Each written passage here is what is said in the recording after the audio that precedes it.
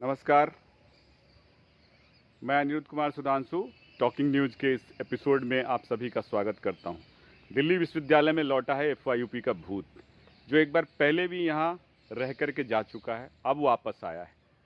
अब इसका क्या प्रभाव पड़ेगा, क्या नुकसान होंगे, क्या फ़ायदे होंगे, इस बारे में बात करने के लिए हमारे साथ मौजूद हैं डॉक्टर आभादेव हबीब, जो कि मिरांडा हाउस में शिक्षिका भी हैं और यहाँ के जो डूटा के एग्जीक्यूटिव काउंसिल में भी रही हैं और एक सक्रिय जो है कहिए कि नेत्री हैं, जो शिक्षक मुद्दों पर लड़ती रही हैं लंबे समय से। मैम, आपका बहुत स्वागत है। नमस्कार, थैंक यू। मैम, एफवाईयूपी का भूत लौट आया है। अब ये भूत पिछले वाले भूत से कैसे अलग है? देखिए, ये बिल्कुल विक्रम बेताल जैसा है और ये टीचर्स और स्टूडेंट्स के कंधे पे दोबारा लदने की कोशिश कर रहा है। और पिछली बारी भी जब था, इसको भगाया गया था, तो एक पॉपुलर मूवमेंट जो स्टूडेंट्स पढ़ रहे थे 2013 में जब ये लागू हो रहा था, तब हम लड़ नहीं पाए उस तरीके से। हमने अपनी बातों को रखा, लेकिन जब 2013-14 के पहले बैच ने उसको एक्सपीरियंस किया, तो वो सड़कों पे निकला और डूटा ने उस पूरे मूवमेंट का नेतृत्व किया।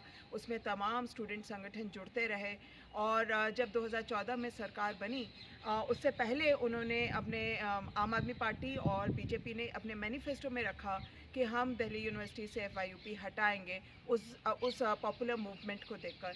और वो हटाया गया 2014 में जब बीजेपी सत्ता में आई।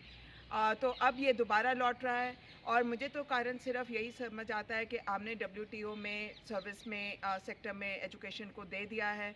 आप अपनी प्रणालियों को ऊपर से डिक्टेट होकर बनाना चाहते हो, आप अपनी ग्राउंड रियलिटीज़ को नहीं देख रहे और दोबारा से सरकार और प्रशासन गलती करने वाले हैं एफवाईयूपी को लाकर। तो आपको क्या लगता है कि इससे टीचरों को क्या नुकसान होने वाला है? देखिए, किसी भी पॉलिसी को स्टूडेंट और टीचर दोनों के लिए देखा जाना चाहिए। जो एफआईयूपी का जो पूरा स्ट्रक्चर और अगर आप एनईपी को पढ़ेंगे तो स्टूडेंट चॉइस पे एक एडवर्टिजमेंट है, मल्टी डिसिप्लिनरी स्टूडेंट चॉइस, उसके ऊपर इसको ढकेला जा रहा है और उसके खाते ये होगा कि टीचिंग जॉब जो है शॉर्ट टर्म हो जाएंगे। और आपने एबीसी स्वयं ये, क्योंकि एक चीज़ नहीं है कि एफआईयूपी आ रहा है। देखिए, अभी भी कई यूनिवर्सिटीज़ में भारत की कई यूनिवर्सिटीज़ में एफआईयूपी 4 साल का कोर्स होगा, पर पूरा का पूरा कोर्स स्ट्रक्चर क्या पढ़ाया जाएगा, कैसे पढ़ाया जाएगा, उन यूनिवर्सिटीज़ के कंट्रोल में है। हमारे लिए अनफॉर्चुनेट बात यह है कि सरकार पॉलिसी ला रही है and as public funded university हम पूरा का पूरा उसको लेने वाले हैं। तो एफवाईयूपी तो आ ही रहा है, पर मल्टीपल एग्जिट एंट्री पॉइंट आ रहा है, उसके साथ साथ एबीसी रेगुलेशन आ रहा है, उसके साथ स्वयं रेगुलेशन आ रहा है, ब्लेंडेड लर्निंग की बात हो रही है। जो इंस्टीट्यूशन डेवलपमेंट प्लान का ड्राफ्ट डाला है सरकार ने, एनईपी का ही वो डेरिवेटिव है, वो कहता है कि स्टूडेंट टीचर रेशियो जो इस समय हमारी यूनिवर्सिटी में कम से कम 1:18 चल रहा था, उसको चेंज करके वो साइंस में 1:25, नहीं तो ह्यूमैनिटीज़ सोशल साइंस में 1:30 करने वाला है। कह रहा है कि 50% जो टीचर है वो कॉन्ट्रैक्ट बेसिस पे हो सकते हैं, जबकि आज यूजीसी के दस्तावेज कहते हैं 10% होगा। तो आज हम देख रहे हैं दिल्ली यूनिवर्सिटी में 50 से 60% जनता जो हमारे कुलीग्स हैं वो एडहॉक हो गए। तो जब सरकारी दस्तावेज 50% अलाउ करेगा तब क्या होगा? तो पूरे के पूरे खांचे को, पूरे की पूरी पॉलिसी को इकट्ठा आपको देखना पड़ेगा और आप देखेंगे कि ये टीचिंग जॉब्स को ही ख़त्म कर देना, ऑनलाइन करण को एक न्यू वो बना देना, एक न्यू रूल बना देना, एक प्रोसेस में उसको ले आना, एक रेगुलर स्ट्रीम को भी ख़त्म करके खदेड़ के आपको चेंज कर देने का सरकार का साजिश है। यहाँ नौकरियाँ ही नहीं बचेंगी। आप गूगल करके देखेंगे, मैंने कल गूगल करके एक इंटरव्यू में जाने से पहले दोबारा गूगल किया कि इग्नू कितने सारे स्टूडेंट्स को पढ़ाता है, तो पता चला 4 मिलियन। वहाँ कितनी फैकल्टी एम्प्लॉयड है, तो पता चला 250। बाकी शिक्षा मित्र की तरह और कोऑर्डिनेटर्स और बाकी सब कुछ है, काउंसलर्स हैं, पर फैकल्टी उनके पास 250 है। सरकार के पास ग्रॉस एनरोलमेंट रेशो बढ़ाने का वो जो तरीका देख रहे हैं, लेकिन जिसमें बजट पे असर ना हो और सरकार अपना हाथ छुड़ाना चाह रही है, उसमें उनको लग रहा है कि रेगुलर स्ट्रीम को भी इनफॉर्मलाइज किया जाए। और जैसे ये होगा तो क्वालिटी ऑफ एजुकेशन घटेगा और हमारे टीचर्स की जो नौकरियां हैं, जो टीचिंग जॉब है, वो शॉर्ट टर्म टीचिंग जॉब्स बन जाएंगी। अभी एडहॉक हैं, देखते देखते ये सब गेस्ट में कन्वर्ट होने वाला है, क्योंकि आपको मालूम है कि जब हम वर्कलोड तय करते हैं तो उसके लिए student strength, sanction strength, actual strength, आपका कितना बैच का एक क्लासरूम बनेगा, कितना ग्रुप ट्यूटोरियल बनेगा, कितना प्रैक्टिकल के लिए स्टूडेंट का एक ग्रुप बनेगा, ये सारी चीज़ों के आधार पे होता है। और जैसे ही स्टूडेंट अपना CGPA को बेहतरीन बनाने के लिए ऑनलाइन करन शुरू करेगा अपने डिग्री बनाने के लिए, हमारे पास एक्चुअल स्ट्रेंथ स्टूडेंट की कम होते ही वर्कलोड ही ख़त्म हो जाएगा। IDP ने ये भी कहा कि जो ऑप्शनल पेपर्स हैं, अगर 20 से कम स्टूडेंट एक ऑप्शनल पेपर लेते हैं तो वो ऑप्शनल पेपर कॉलेज को फ्लोट नहीं करना है, यानी कि उसके लिए टीचर नहीं देना है, तो वो ऑनलाइन मिलेगा। मैम क्रेडिट सिस्टम हाँ आया जी, इसमें, बिल्कुल। एक क्रेडिट में कितने पेपर होंगे, क्या घटेगा क्या बढ़ेगा? देखिए, क्रेडिट तो 2015 में ही आ गया था, चॉइस बेस्ड क्रेडिट सिस्टम आया था, और मैं समझती हूँ कि वो हमारे यूनिवर्सिटी की स्वायत्ता पे, ऑटोनॉमी पे सबसे बड़ा हमला था। उससे पहले ये यूनिवर्सिटीज़ तय करती थी कोर्स करिकुलम क्या होगा, उसका स्ट्रक्चर क्या होगा, उसका सिलेबस क्या होगा। UGC ने 2015 में ये इजाज़त हमसे ले ली, हम उसके खिलाफ लड़े, लेकिन हम जीत नहीं पाए। और उसके बाद LOCF 2019 में, लेकिन वो चॉइस बेस्ड क्रेडिट सिस्टम ही है, उसके बस थोड़ा लिखने का तरीका अलग है, लर्नर्स आउटकम आपको बताने हैं, लेकिन उसका स्ट्रक्चर सेम रहा। और आप खुद देखेंगे कि चॉइस बेस्ड क्रेडिट सिस्टम जो 2015 से आया, आज हम 22 में हैं, 6 साल से उसी स्ट्रक्चर के आधार और उसकी ज़रूरतों के हिसाब से टीचर्स की यहाँ नियुक्ति हुई। जितना घाटा FYUP के आने और रोल बैक से हमारा 2013-14 में हुआ था, उससे कई बड़ा घाटा आज के दिन में होगा, क्योंकि नंबर ऑफ एडहॉक टीचर्स बहुत ज़्यादा बढ़ चुका है। 2010 तक यहाँ नियुक्ति हुई थी, उसके बाद छुटपुट 2014-15 में हुई। तो 2013-14 में एडहॉकिज्म उस दौर का नहीं था जिस दौर का आज है। क्रेडिट का मतलब ये है कि आपके पेपर का वैल्यू जो है, मार्क्स जो है, उसका वैल्यू इस चीज़ से भी मल्टीप्लाई होगा कि उस पेपर को पढ़ने के लिए आपने क्लासरूम में कितने घंटे लगाए। तो हमारे पास इस समय जो LOCF या चॉइस बेस्ड क्रेडिट सिस्टम कह लें, उसका जो स्ट्रक्चर है, उसमें पेपर्स 2 तरीके से हैं।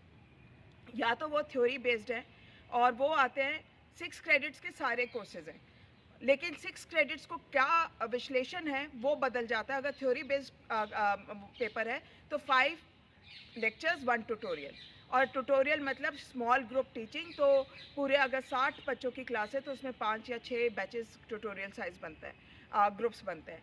अगर प्रैक्टिकल है तो आपका 4 थ्योरी होंगे और 2 क्रेडिट हैं प्रैक्टिकल से आएंगे।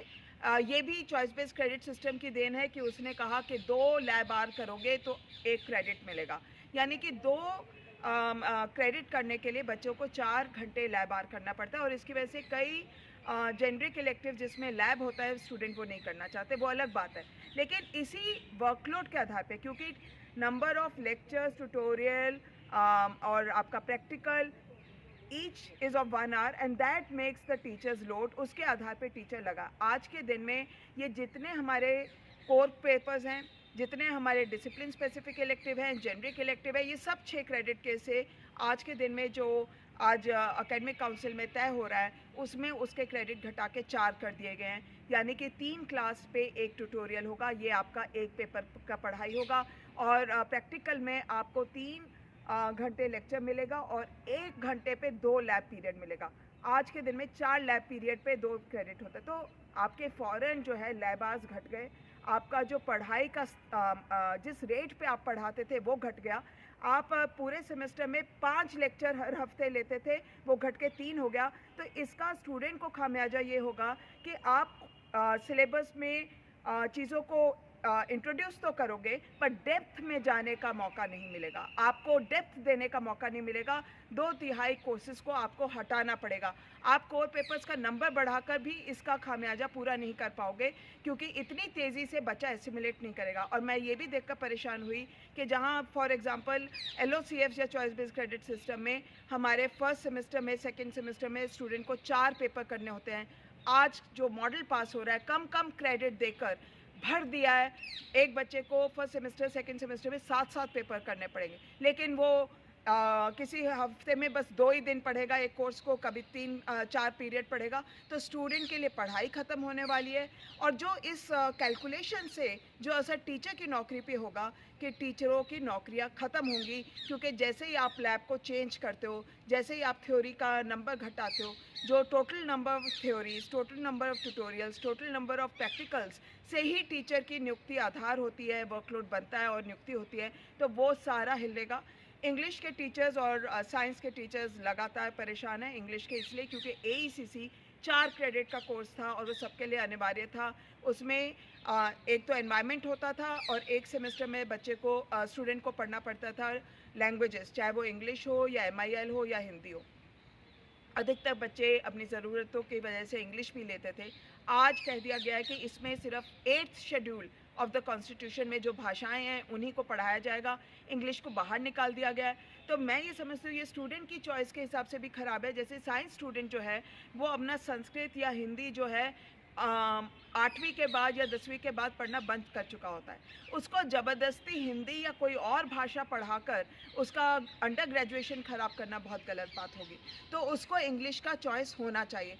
अगर ये बिल्कुल चेंज होता है, या तो उसके क्रेडिट, जैसे क्रेडिट हो गया सिर्फ 2 क्रेडिट्स 4 की जगह, तो आपके उसकी वजह से भी टीचर जाएंगे, और अगर इंग्लिश नहीं ऑफर हुआ तो भी जाएंगे। और उधर लैब कंपोनेंट बहुत डिक्रीज़ है। 2 घंटे में हमारी भरी हुई लैब्स में जहाँ स्टूडेंट टीचर रेशो ख़राब हो, 60-60 बच्चा सामने खड़ा हो, एपरेटस ना हो, वहाँ पर आप 2 घंटे में क्या लैब करोगे? बच्चा एपरेटस भी छू पाएगा कि नहीं, ये बहुत बड़ी बात है। उधर टीचर का भी नौकरी गया, उधर स्टूडेंट का भी क्वालिटी गया पढ़ाई का। एक लास्ट प्रश्न कि इससे कितना आपको लग रहा है कि वर्कलोड डिक्रीज करेगा, तो कितने टीचर्स जो हैं बाहर जा सकते हैं, अगर हम ऐसे बात करें तो? अनफॉर्चुनेट बात यह है अनिरुद्ध कि इसका सीधा सीधा जवाब नहीं है, क्योंकि जब ये आंकड़े जोड़े जाएंगे हर एक डिपार्टमेंट के लिए ये आंकड़े अलग होंगे। क्योंकि आपको मालूम है कि डिपार्टमेंट सिर्फ ऑनर्स लेता है या सिर्फ बीए पास कर रहा है, इस सब से तय होता है उस डिपार्टमेंट का लोड। तो अलग अलग डिपार्टमेंट्स में अलग अलग प्रभाव और अलग अलग साल में अलग अलग प्रभाव। तो ये एक प्रॉब्लम है कि ये हो सकता है कि एक साथ ना लगे कि सबकी नौकरी चली गई, पर ओवर द टाइम इसी तरीके से अभी स्टूडेंट ने एबीसी में मॉड्यूल लेना शुरू नहीं किया है। जो नया मॉडल आ रहा है जिसको आज पारित किया जा रहा है उसमें 50%, 47% ही कोर पेपर है। उसके अलावा सारे AECC, SEC, generic elective, discipline specific elective है जो कि स्टूडेंट कहीं से भी ले सकता है। अब ये स्टूडेंट के समूह पे है कि वो अपने सीजीपीए को बढ़ाने के लिए अगर ऑनलाइन कोर्सेज की ओर गया या दिल्ली में बैठकर खर्चा करे, इसे कम करने के लिए अगर कुछ समय ऑनलाइन कोर्स करने की कोशिश की या कोचिंग के साथ ऑनलाइन कोर्सेज करने की कोशिश की, तब भी टीचर्स की नौकरियां ख़त्म होने लगेगी। स्टूडेंट की क्वालिटी ऑफ एजुकेशन पे वो होगा असर, उसका सीजीपीए तो आ जाएगा पर उस पर नौकरी मिलेगी कि नहीं, उसे एजुकेशन मिलेगा कि नहीं, एक बड़ा सवाल है। हम अभी देख रहे हैं कि नहीं हो रहा है। हमारे क्लास में 1/3 बच्चा आता है, ओबी में सबके नंबर आ गए। 10 सीजीपीए वाला भी बेरोजगार रहने वाला है आने वाले दिनों में। लेकिन टीचर की फौरन नौकरी चली जाएगी, क्योंकि एक्चुअल स्ट्रेंथ अगर घट गई तो आपको आप टीचर इसका नहीं देगा। समाधान क्या देखती हैं? पहले भी बैताल को हटाने के लिए स्टूडेंट टीचर को सड़क पे आना पड़ा था। किसानों को अपने बैताल को फेंकने के लिए, 3 बिल को फेंकने के लिए सड़क पे आना पड़ा।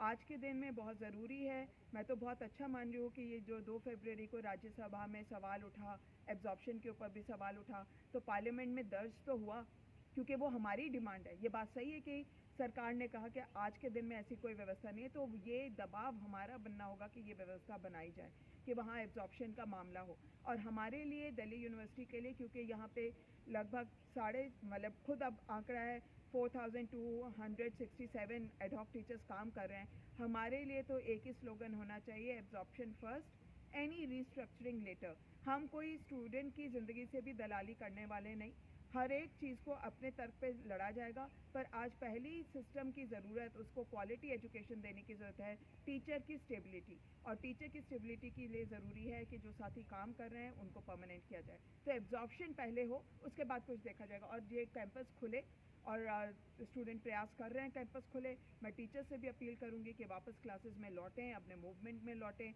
और सड़क पे ही उतर के हम इस वैताल को भगा सकते हैं।